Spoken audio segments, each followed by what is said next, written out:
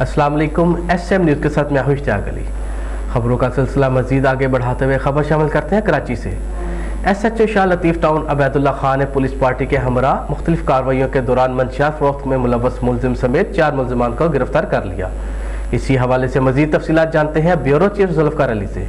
जी जुल्फ़िकार, बताइएगा क्या तफसीलात है आपके पास? जी बिल्कुल, तर्जुमान मलीर पुलिस के मुताबिक गिरफ्तार मुलजमान से 1.5 किलो से ज़्यादा आला क्वालिटी की चरस और गैर मुल्की गुटखा बरामद हुआ है। उनका कहना है कि गिरफ्तार मंशियात फरोश गुलाम आबाद शहर के दीगर इलाकों में मंशियात के आदी अफराद को मंशियात फरोख्त करता था। SHO शाह लतीफ़ का कहना है कि मुलजम गुलाम आबाद पुलिस को मतअद्दद मुकदमात में मतलूब भी था। उनका मजीद कहना है कि गिरफ्तार मुलजमान के खिलाफ मुकदमात दर्ज करके तफ्तीश शुरू कर दी गई है।